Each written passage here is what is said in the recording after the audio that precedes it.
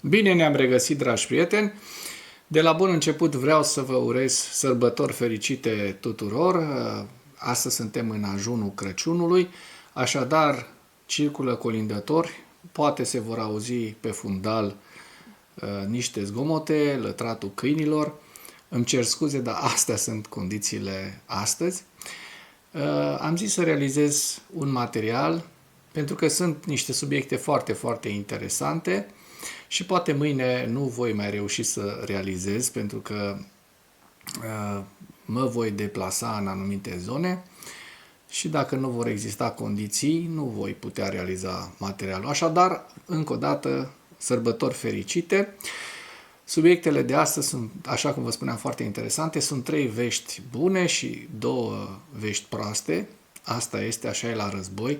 Nu poți să prezinți numai vești bune pentru că războiul presupune cuceriri de o parte și de cealaltă.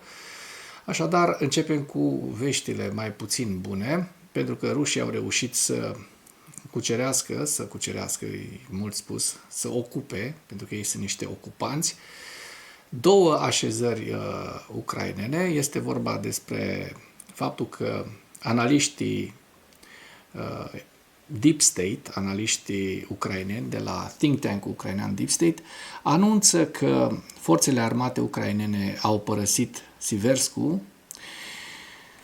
De asemenea, același think tank ucrainean Deep State spune că Graborskoe din regiunea Sumă a căzut sub control inamic. Și cele 3 vești bune: batalionul Magyar Birds, păsările lui maghiar, și Svoboda, adică Libertatea, care este compus din combatanți ruși care luptă pentru Ucraina, distrug 2 unități militare de război, 2 lansatoare de rachete, mai bine zis, din clasa Grad, în regiunea Donetsk. SBU atacă un avion naval Il-38N înainte de atacul ucrainean asupra submarinului din clasa Kilo de la Novorossiysk, știrea pe care v-am prezentat-o săptămâna trecută. Aceleași forțe ucrainene au respins un atac mecanizat care a implicat 10 de vehicule în apropiere de Pokrovsk. Din toate aceste 3 evenimente avem imagini foarte, foarte sugestive, imagini oferite de către cei de la Militarnăi. Iată, Deep State spune că Graborskoe din regiunea Sumă a căzut sub controlul rusesc. Armata rusă controlează acum satul Graborskoe și așezarea aceasta a intrat sub control inamic, spun analiștii Deep State.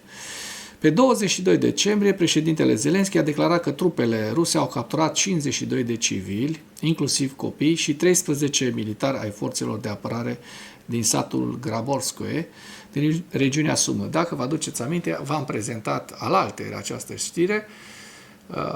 această știre proastă, cu observația că militarii ucraineni nu și-au făcut treaba, se distrau în timp ce rușii atacau cu drone. Deci este vorba despre un act practic de neglijență al soldaților ucraineni și când se întâmplă acest lucru trebuie spus, pentru că noi nu ascundem lucrurile negative. Iată, forțele armate ale Ucrainei au părăsit Siversk. Statul major general ucrainean ne anunță acest lucru, că forțele ucrainene s-au retras din orașul Siversk, regiunea Donetsk. Ocupanții au un avantaj semnificativ în ceea ce privește efectivele de oameni și echipamente și își continuă ofensiva. Lupte grele continuă în zona Siversk. Ocupanții ruși au un avantaj în ceea ce privește efectivele de oameni și echipamente și, în ciuda pierderilor semnificative, continuă operațiunile ofensive active pentru a salva viețile soldaților ucraineni și capacitatea de luptă a unităților ucrainene. Apărătorii ucraineni s-au retras din sat. Statul major general a raportat că rușii au reușit să avanseze datorită unui avantaj numeric semnificativ și presiunii constante din partea unor grupuri mici de asalt în condiții meteo dificile. În același timp, departamentul notează că Siversk rămâne sub controlul focului trupelor ucrainene. Deci, în continuare, ucrainenii reușesc să dea lovituri în oraș. Spun ucrainenii că ocupanții, adică rușii aflați în oraș, sunt înfrânți, logistica lor este întreruptă, unitățile inamice sunt blocate pentru a le împiedica înaintarea ulterioară. Deci cumva încearcă să-i blocheze în această localitate pentru a nu avansa. Și acum trecem la veștile bune. Batalionul Păsările Maghiare, adică Magyar Brody, cu siguranță știți despre acest batalion, și Svoboda, Libertatea, distrug 2 unități militare de război din clasa Grad în regiunea Donetsk. De fapt, este vorba despre 2 lansatoare de rachete, așa cum veți vedea în imagini. Unitățile brigăzii 414 de sisteme fără pilot, Păsările Maghiare, și batalionul Libertatea din cadrul brigăzii 4 de intervenție rapidă, corpul 1 al Gărzii Naționale Ucrainene Azov, au distrus 2 sisteme de lansare multiplă de rachete Grad în regiunea Donetsk. Canalul de Telegram Birds of Magyar, Păsările Maghiare, a publicat videoclipul incidentului.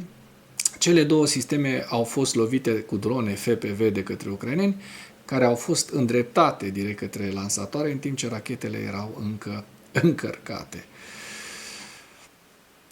Drept urmare, dăm drumul să și vedem ce s-a întâmplat. Drept urmare, a urmat o explozie puternică și un incendiu intens care au dus la distrugerea totală a acestor lansatoare de rachete Grad. Hai să mergem mai departe. De la începutul invaziei la scară largă, aceste lansatoare rusești, acest tip de lansatoare rusești Grad, au devenit cele mai utilizate sisteme de artilerie cu rachete, datorită utilizării lor intensive în toate acțiunile frontului. Aceste sisteme au suferit pierderi semnificative. Observăm în această imagine, mărim pentru a se vedea, au fost distruse, acum se aruncă asupra celui de-al doilea sistem lansator de rachete și vedem din mai multe unghiuri, acum se îndreaptă o dronă către cel de-al doilea, după ce a fost lansată un proiectil dintr-o altă dronă, observăm distrugerea totală a acestor lansatoare de rachete rusești. Conform estimărilor analiștilor de pe grupul Oryx, pierderile totale cauzate de distrugeri sau avarii au depășit 312 astfel de unități, cea mai mare cifră dintre toate estimările de artilerie cu rachete.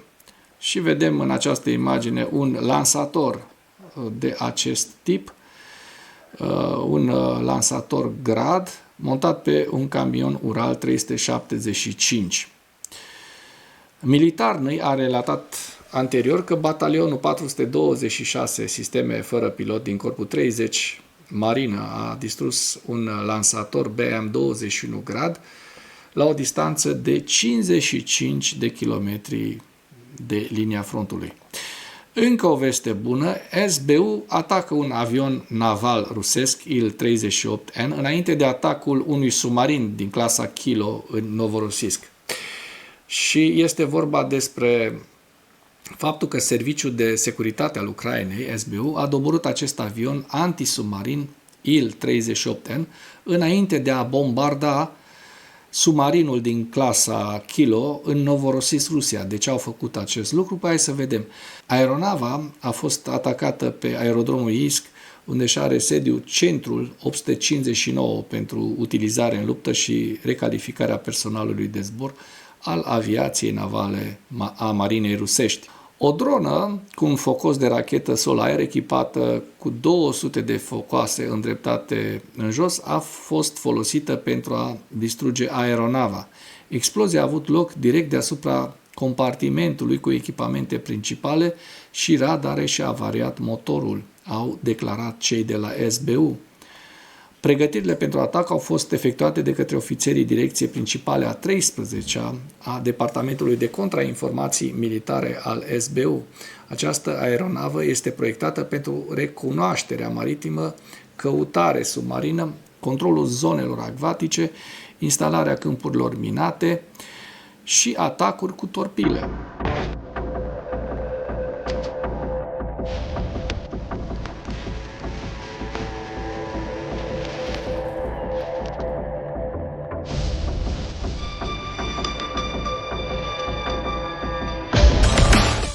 Și trecem la o știre foarte interesantă. Forțele ucrainene au respins un atac mecanizat care a implicat 10 de vehicule în apropiere de Pokrovsk.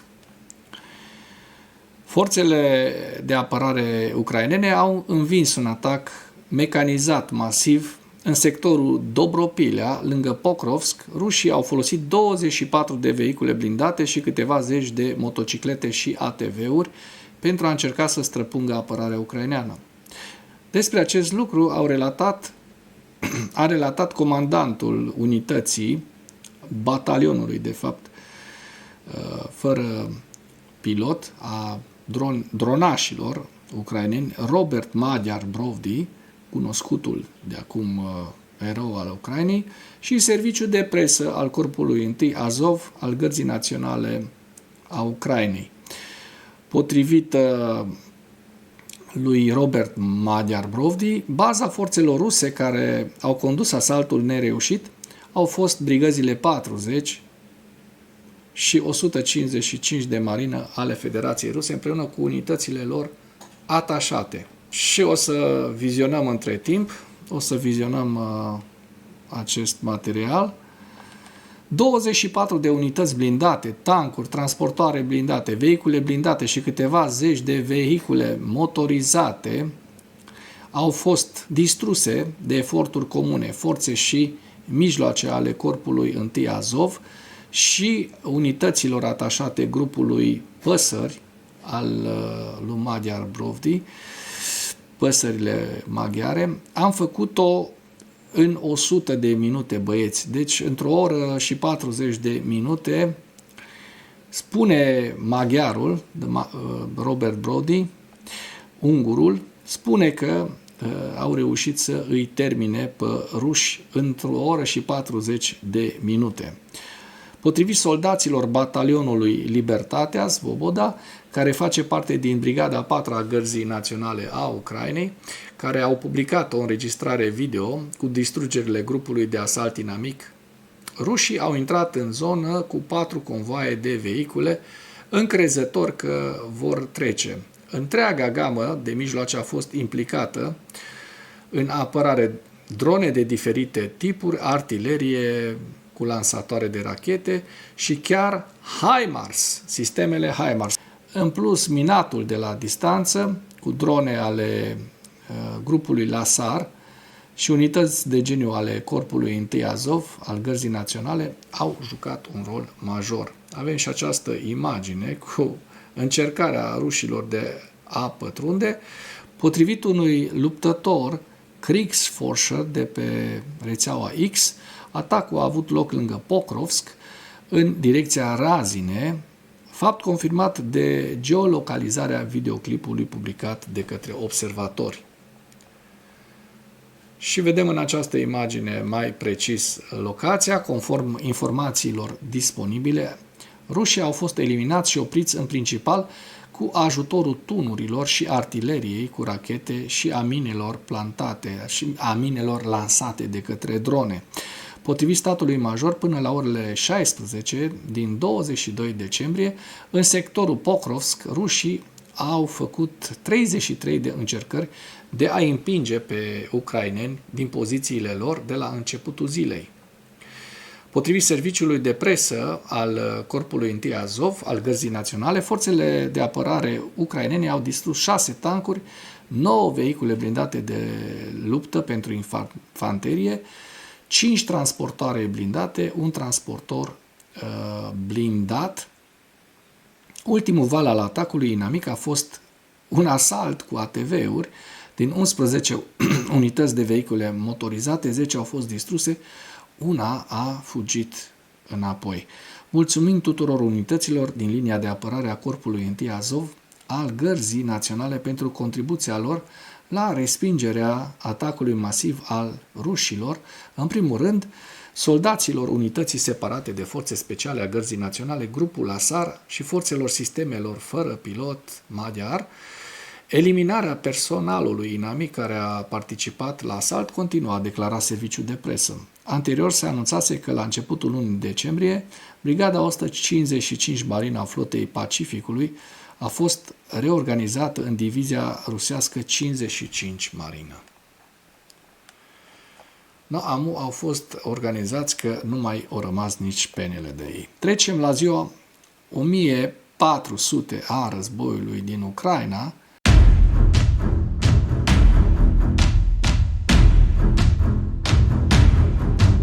O zi în care există un record negativ pentru ruși. Iată, rușii, pierderile rusești, morți și răniți, pierderile irecuperabile rusești, au depășit 1,2 milioane de oameni. Da? Și în ultimele 24 de ore, rușii au avut următoarele pierderi: 1090 de militari, 3 tancuri, 4 vehicule blindate de luptă, 45 de piese de artilerie, 3 lansatoare de rachete. Ucrainenii au reușit să doboare în urma atacului masiv cu rachete și drone rusesc de ieri, au reușit să doboare 1031 de drone rusești, un nou record pozitiv pe care ucrainenii l-au reușit, au doborât peste 90% dintre dronele și rachetele folosite de către ruși și 34 de rachete de croazieră. Trecem la hărțile Deep State, să vedem dacă au existat modificări ale fronturilor și începem, așa cum o facem de obicei, cu zona Herson. Vedem că în Herson n-au existat modificări. Mai la nord-est, în zona Zaporojie, de asemenea, văd că frontul este momentan stabil. Înspre Slaviansk, da? Observăm ceea ce v-am spus mai înainte, că ucrainenii au părăsit Siverskul. Siverskul în momentul de față este ocupat în întregime de către ruși. Rușii reușind, așa cum se poate vedea din această imagine, să ocupe undeva la 5, poate 6 km pătrați în această zonă a Siverskului. Dăm un ochi să vedem și pe Pokros-Mârnograd, să vedem dacă nu s-a mărit zona gri, așa cum se poate observa în ultima zi, nu s-a mărit, iar în regiunea Dobropile, aici unde rușii au încercat spargerea frontului, vedem că n-au reușit să mai spargă nimic, întreaga coloană motorizată rusească a fost pusă la respect. Ceasov, iar de asemenea, nu există modificări ale frontului, Siversk v-am prezentat. În Kupiansk, în schimb, vedem că rușii continuă să aibă aceste insule care nu s-au modificat din data de 15, da? 15-16, din momentul în care ucrainenii au reușit să pătrundă. Din data de 12, de fapt, nu s-au modificat aceste. Și nu știu ce se întâmplă, sincer, probabil că rușii încă continuă să controleze părți mici din orașul Kupiansk, din ceea ce ne-au spus cei de la Institutul pentru Studiul Războiului, undeva la 10% din Kupiansk este în momentul de față ocupat de către ruși. Rușii se află acolo în încercuire, nu știu cum mai rezistă de mai bine de 2 săptămâni deja. Mai la nord, în regiunea Kharkiv, vedem că rușii în ultimele 24 de ore n-au modificat harta și dăm un ochi și pe hărțile. Aici este Graborskoe, da? Aici este Graborskoe, în regiunea Sumă, și observăm că rușii au reușit să ocupe această localitate ucraineană. Este vorba de aproximativ 2 km pătrați, lucru pe care vi l-am prezentat anterior. Iar mai la nord, ucrainenii continuă să dețină acest Pinten, această zonă, la Tetkino, undeva la 6-7 km pătrați. Așa, iar în zona principală, la nord de regiunea Sumă, observăm că n-au existat modificări ale frontului în ultimele 24 de ore. Trecem la evaluarea campaniei ofensive rusești în viziunea Institutului pentru Studiul Războiului. La data de 23 decembrie, Rusia a efectuat un atac combinat cu rachete și drone la scară largă împotriva Ucrainei în noaptea de 22 și 23 decembrie, vizând în principal infrastructura energetică din vestul Ucrainei. Vedem acest tabel cu atacurile cu rachete și drone rusești de la 1 ianuarie până la 23 decembrie 2025 și locurile în care rușii au lovit aceste regiuni ucrainene. Forțele ruse au efectuat un asalt mecanizat de dimensiuni reduse la nivelul unui batalion în direcția Dobropilea. V-am prezentat această știre și ați văzut imagini cu nereușita rușilor. Imaginile de luptă care prezintă atacuri mecanizate rusești eșuate continuă să demonstreze că forțele rusești nu au reușit să stabilească manevra mecanizată pe câmpul de luptă. Probabil că progresele Rusiei vor continua să fie limitate la un ritm lent, iar orice descoperire bruscă a Rusiei la nivel operațional rămâne puțin probabilă. Se pare că flota baltică rusă își reformează brigada 336 infanterie navală în divizia 120 infanterie navală, a noua divizie de manevră nouă pe care Rusia a format-o din 2022. Forțele ucrainene au avansat recent în apropiere de Kupiansk și Pokrovsk, iar cele rusești au avansat în apropiere de Pokrovsk și în zona tactică Kostiantinivka-Druzhivka. Vă prezint la final hărțile Institutului cu axa nordică, Sumă, Veliki Burluk, Lugansk, Kupiansk, Donetsk, Siversk, Kostiantinivka, Dobropilea, Pokrovsk și Mârnograd, Novopavlivka și axa sudică, estul Zaporojie, Herson și Zaporojie. Și cu acest ultim detaliu închei materialul nostru de astăzi cu îndemnul: dacă ați găsit informații utile în acest videoclip, nu ezitați să-l distribuiți pentru a ajunge la cât mai multă lume. Mulțumesc mult!